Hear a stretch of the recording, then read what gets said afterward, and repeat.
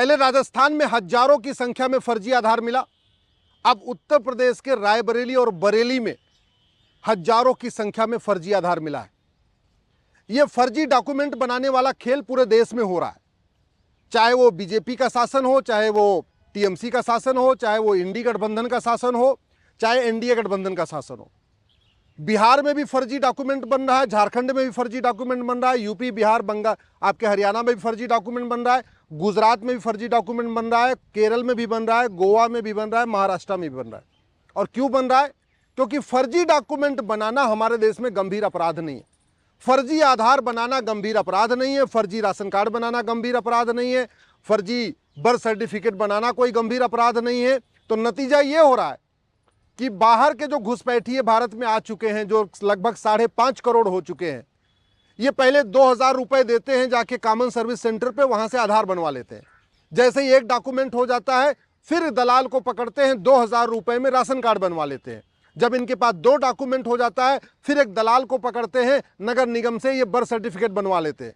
जब 3 डॉक्यूमेंट हो जाता है फिर एक दलाल को पकड़ते हैं, आरटीओ ऑफिस से ड्राइविंग लाइसेंस बनवा लेते हैं। जब 4 डॉक्यूमेंट हो जाता है उसके बाद फिर एक दलाल को पकड़ते हैं, तहसीलदार के यहाँ या एसडीएम के यहाँ, वहाँ से डोमिसाइल सर्टिफिकेट बनवा लेते हैं। और जब 5 डॉक्यूमेंट हो जाता है फिर किसी वोटजीवी नेता को पकड़ते हैं, नोटजीवी नेता को पकड़ते हैं, वो इनका वोटर आईडी में नाम जुड़वा देता है। और जब इनका वोटर आईडी में नाम भी जुड़ गया, 5-6 डॉक्यूमेंट भी बन गया, उसके बाद ये बैंक खाता खोल लेते हैं, जनधन योजना का लाभ लेते हैं, मुफ्त में सिलेंडर लेते हैं, मुफ्त में बिजली लेते हैं, मुफ्त में पानी लेते हैं, मुफ्त में मकान लेते हैं। इनके बच्चों को वजीफा मिलना शुरू हो जाता है, यानी केंद्र सरकार की सभी योजनाओं का लाभ लेते हैं, राज्य सरकार की सभी योजनाओं का लाभ लेते हैं। और उसके अलावा जो minority commission, minority affair ministry की सारी योजनाएं, उसका भी लाभ ले रहे। मैं बार बार कह रहा हूं, फिर कह रहा हूं, ये सांसद विधायक तू मैं करना छोड़ दें, बतौलेबाजी करना छोड़ दें, आरोप प्रत्यारोप छोड़ दें, ये बुद्धू और बुद्धिमान वाला खेल छोड़ दें, नूरा कुश्ती छोड़ दें, ये तू चोर मैं सिपाही वाला खेल छोड़ें और कठोर कानून बनाए। ये हाईवे बनाने से, एक्सप्रेसवे बनाने से, एयरपोर्ट बनाने से, बुलेट ट्रेन चलाने से भारत नहीं बचेगा। फ्रांस में, यूरोप में ये सब चीज है। हम जो भारत में आज कर रहे हैं, यूरोप में, फ्रांस में वो 30-40 साल पहले हो चुका है। इसके बाद भी फ्रांस भी जल रहा है, पूरा यूरोप भी जल रहा है। घुसपैठियों को निकालना है तो सबसे पहले घुसपैठ को देशद्रोह घोषित करिए, घुसपैठ को राष्ट्र की सुरक्षा के लिए खतरा घोषित करिए, घुसपैठ को देश की एकता अखंडता के लिए खतरा घोषित करिए, घुसपैठ को ऑर्गेनाइज क्राइम डिक्लेयर करिए। उससे फायदा ये होगा कि जो पुलिस है वो घुसपैठियों पे एनएसए लगाना शुरू कर देगी, यूएपीए लगाना शुरू कर देगी, वेजिंग वॉर की धारा लगाना शुरू कर देगी, देशद्रोह की धारा लगाना शुरू कर देगी, गैंगस्टर एक्ट लगाना शुरू कर देगी। लेकिन पुलिस चूंकि अलग अलग राज्यों की है, 1861 का पुलिस एक्ट चल रहा है जो मैकाले ने बनाया था, और उस 1861 के कानून के कारण पुलिस सत्ता की गुलाम है। तो उत्तर प्रदेश में तो फर्जी डॉक्यूमेंट को पकड़ती है, घुसपैठियों के ऊपर पुलिस कार्रवाई करती है, लेकिन बंगाल में नहीं करती, तमिलनाडु में नहीं करती। जहां जहां इंडी गठबंधन की सरकारें हैं, ना वहां धर्मांतरण कराने वालों पर कोई कार्रवाई होती है, ना घुसपैठ कराने वालों पर कोई कार्रवाई होती है। पंजाब देख लीजिए, इंडी गठबंधन की सरकार है, वहां धड़ल्ले से चंगाई सभा हो रही है और रोज धर्मांतरण हो रहा है। तो भारत को बचाना है तो घुसपैठ और धर्मांतरण, जनसंख्या विस्फोट तीनों को रोकना होगा। घुसपैठ और धर्मांतरण को राष्ट्र की सुरक्षा के लिए खतरा घोषित करिए, घुसपैठियों और उनके मददगारों पे एनएसए लगाने की कार्रवाई शुरू करिए। घुसपैठियों और धर्मांतरण कराने वाले मिशनरियों, जिहादियों के खिलाफ यूएपीए लगाइए। घुसपैठियों, उनके मददगारों, धर्मांतरण कराने वाले मिशनरियों, उनके मददगारों के खिलाफ वेजिंग वॉर की धारा लगाइए। लेकिन ये धाराएं तभी लगेगी जब पूरे देश की पुलिस स्वतंत्र होगी, निष्पक्ष होगी और 1 नेशन 1 पुलिस कोड होगा। तो प्रभावी कार्रवाई तब होगी जब पुलिस राज्यों के अधीन नहीं होगी बल्कि कॉन्करेंट लिस्ट में आएगी और यूनिफॉर्म पुलिस कोड होगा। घुसपैठिए तब भारत छोड़ के भागेंगे जब उनको साल भर के अंदर सजा मिलना शुरू हो जाएगी, और वो तभी होगा जब 1 नेशन 1 जुडिशियल कोड होगा, यूनिफॉर्म जुडिशियल कोड होगा। यानी पुलिस चार्टर होना चाहिए कि पुलिस को हर हालत में 3 महीने के अंदर जांच पूरी करके चार्जशीट फाइल करना है, और एक जुडिशियल चार्टर होना चाहिए कि जज को हर हालत में साल भर के अंदर मुकदमे का फैसला देना है। घुसपैठ और धर्मांतरण तब रुकेगा जब घुसपैठियों और उनके मददगारों का नार्को पॉलीग्राफ ब्रेन मैपिंग कानून टेस्ट होगा।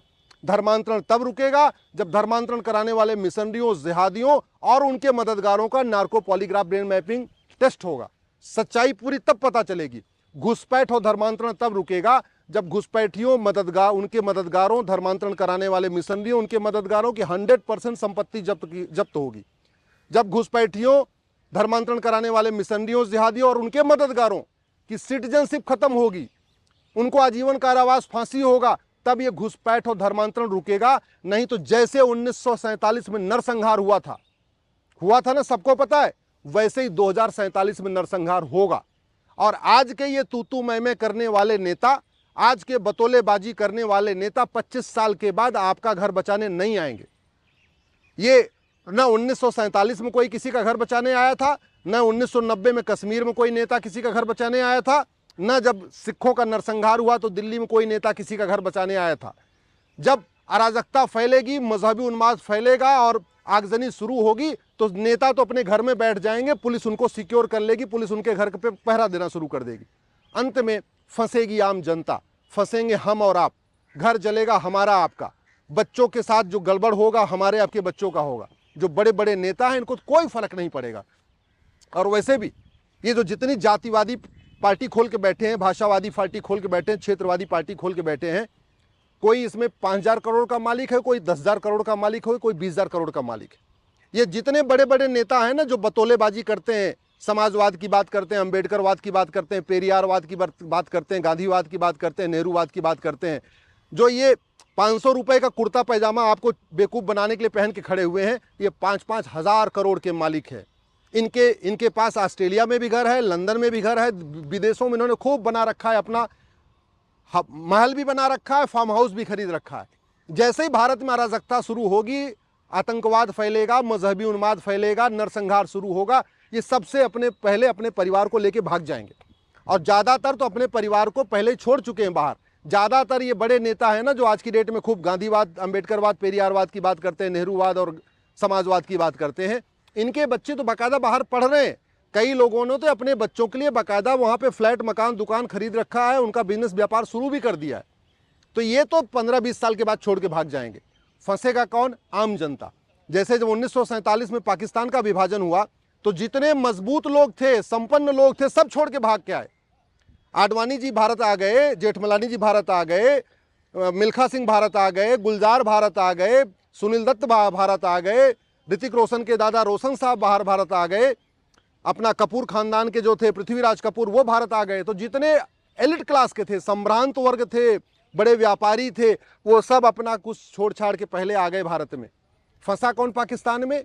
वो मिडिल क्लास, लोअर क्लास। फंसा कौन पाकिस्तान में? बेचारे दलित फंसे, पिछड़े फंसे, किसान फंसे, मजदूर फंसे, और आज उनको कन्वर्ट कर दिया गया। ऐसे ही 2047 में आज के बतौलेबाज नेता, आज के तू मैं करने वाले, आरोप प्रत्यारोप करने वाले नेता, ये 20-25 साल के बाद भाग जाएंगे। कोई इटली भाग जाएगा, कोई ऑस्ट्रेलिया भाग जाएगा, कोई लंदन भाग जाएगा। फंसेगा कौन यहाँ पे? आम भारतीय, किसान, मजदूर, पिछड़ा, आदिवासी, दलित, ये जो मिडिल क्लास के लोग हैं, लोअर क्लास के लोग, ये फंसेंगे और फिर ये बचाने नहीं आएंगे। इसलिए मैं आपसे निवेदन कर रहा हूं, अपने अपने नेताओं को पकड़िए, उनसे पूछिए कि हमारा कानून दुनिया का सबसे सर्वोत्तम कानून क्यों नहीं है? हमारी पुलिस दुनिया की सर्वोत्तम पुलिस क्यों नहीं है? हमारी न्यायिक व्यवस्था दुनिया की सर्वोत्तम न्यायिक व्यवस्था क्यों नहीं है? आखिर दुबई में सड़क के किनारे अवैध निर्माण नहीं होता है, भारत में अवैध निर्माण क्यों हो रहा है? आखिर चीन में इतना भ्रष्टाचार नहीं, भारत में इतना ज्यादा क्यों है? आखिर हमारे देश में घूस लेके घुसपैठियों की मदद क्यों हो जाती है? चीन में तो कोई घुसपैठियों की मदद नहीं करता, जापान में तो कोई नहीं करता, सिंगापुर में तो कोई नहीं करता, अरब में कोई नहीं करता, कुवैत में कोई नहीं करता, दुबई में कोई नहीं करता। अपने अपने नेताओं से पूछिए कि ये बांग्लादेशी कुवैत क्यों नहीं जाते, दुबई क्यों नहीं जाते, अरब क्यों नहीं जाते, सिंगापुर क्यों नहीं जाते, भारत ही क्यों आते हैं? और भारत में आ रहे हैं तो घुसपैठियों की 100% संपत्ति जब्त करने, नागरिकता खत्म करने, आजीवन कारावास, फांसी देने के लिए कानून क्यों नहीं बन रहा है? घुसपैठियों की जो मदद करते हैं सरकारी बाबू, लेखपाल, पटवारी या जो भी हवलदार, थानेदार या नेता जो भी मदद कर रहा है, इनके खिलाफ कार्रवाई क्यों नहीं हो रही है? देश को बचाना है तो कठोर कानून की मांग करिए। बतौलेबाजी से देश नहीं बचेगा। आने वाला परिणाम, आने वाला समय बहुत ही खतरनाक है, बहुत ही दुखदायी है।